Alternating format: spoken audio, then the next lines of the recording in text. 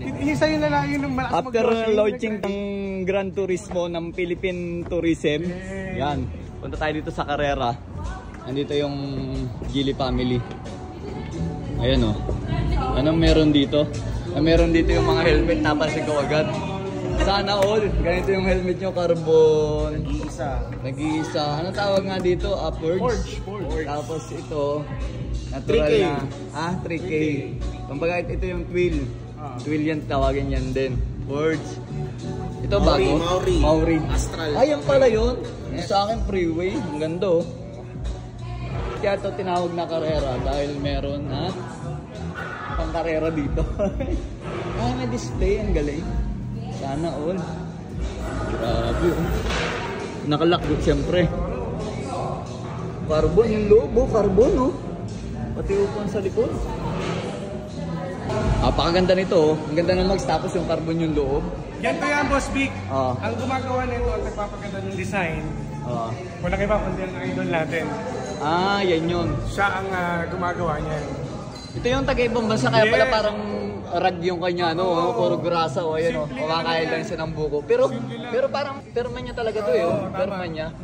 Siya yung nag-build sa ibang bansa ng ganyang pangkarera. Kaya yan, targa.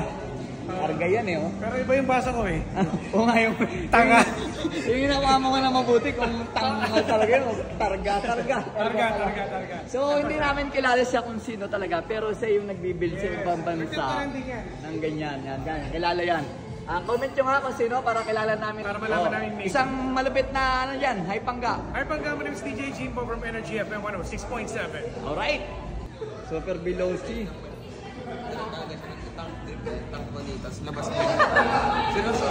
Paano turuan ka ta? Yan. Mga tumabo siya, uwi mo to. Ano to? Agusta naman yan eh, Agusto. Di ba may Agusta ka, boss? Nasa na? Agusta. MB Agusta, benta na. Bakit? Ayaw mo? BMW ka? So ito, may display dito, pero papakita ko sa inyo yung basic na posisyon para bumangking sa racetrack. Pagkasakay, gagawin mo muna yung bike. Ngayon pag alam mo na, tapos ka lang ng poste, dito, kailangan yung isang kapaw mo. Yun yung clearance doon sa tangke. Pupunta sa bed log. Di ba? Yan. Ganyan tayo. Tapos, at pagka-atras mo ganyan, kung babangking ka sa kaliwa, itong kanang paa, dapat nakagrip sa tangke. Yan, nakagrip. Tapos, dito naman sa kabila, yung posisyon ng paa, dito. Ito, ang purpose nito, ganyan na talaga yan. Tapos, buka. Yan, tapos ipupus mong ganyan, lead, tingin, kung saan pupunta, ganun yun. Pero kailangan, up ng puwet na bus. Dito, alright?